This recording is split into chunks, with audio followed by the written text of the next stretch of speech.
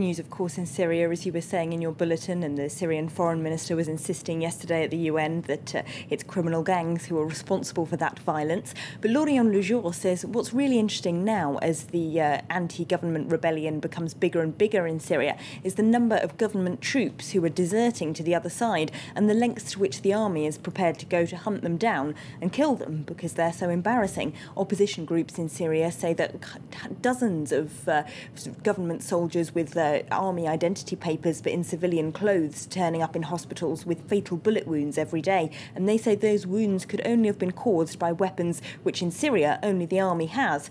Now the government has responded to this, the Syrian government, by saying that Israeli weapons have been being smuggled into the country by foreign backers of the opposition, and it's them, those so-called criminal gangs, who are killing the soldiers. But Lorient Le Jour says that's not a very plausible explanation. They've also pulled something out from the French paper Libération, a bit of an international exclusive they've uncovered. Yes, let's pop quickly into that paper. We were talking yesterday about a mass grave being discovered in Libya. The NTC announced at the weekend that they'd found a grave with nearly 2,000 bodies of prisoners held at Abu Salem, Gaddafi's most notorious prison, who were famously massacred in 1995. That could be even an indirect cause of this year's rebellion, because the families of those prisoners kept demonstrating for justice for years and years. Now, though, Libération's correspondent seems to be one of the only foreign journalists to have actually gone to this grave site since it was announced on at the weekend, and he says all he could find there were camel bones, and alleges that the NTC claims to have found the mass grave for propaganda purposes because it's such a well-known case in Libya. Yeah, fascinating story. We're trying to be slightly partisan, or bipartisan rather, to that one when it came out yesterday. Staying with the Middle East, we haven't talked much about Bahrain recently, but it's back in the newspapers today. We haven't, but protests do continue going on there every day. So credit to The Independent, actually, who has kept on talking about Bahrain when very little of the other international press is. So today they've got a story about the differences. They say there's splits, factional splits, breaking out among the royal family, who basically form Bahrain's government.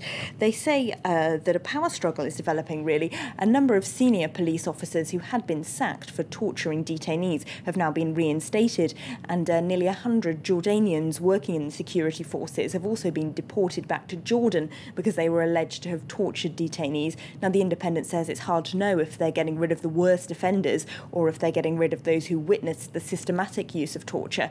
But they say the contradictory policies being carried out by Bahrain's regime, the king announcing one day that people sacked during the demonstrations should get their jobs back, and then the next day saying, in fact, they wouldn't, actually reveal factional splits within the administration. And if only the protesters can work out how to exploit that, their revolution might get back onto the front pages. And another Middle East story, this one's to do with Saudi women getting the vote for the first time. Yes, that's gone down well in some parts of the international press, but the Daily Beast have a strongly worded piece saying that it's completely meaningless. While there's still very little democracy in Saudi Arabia, of course, we're only talking about them voting in municipal elections where half the candidates are appointed by the king anyway, and women still can't leave the house without a male guardian, they can't drive, and there's no political parties, no general elections in Saudi Arabia. So the Daily Beast says Saudi Arabia's just gone from an F- to an F+ in human rights.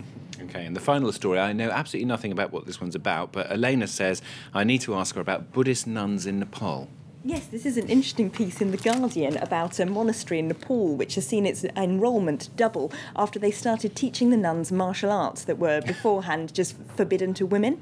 They say it's given the women more self-confidence and helps them meditate, and the nuns quoted say that now that the local young men know the nuns are kung fu experts, they stay well away, which they're quite happy about. So empowered nuns in Nepal doing kung fu. As long as they don't start doing it to the staff at France 24, we'll be all right. Elena, thanks very much. That's Elena with the international papers here on France 24.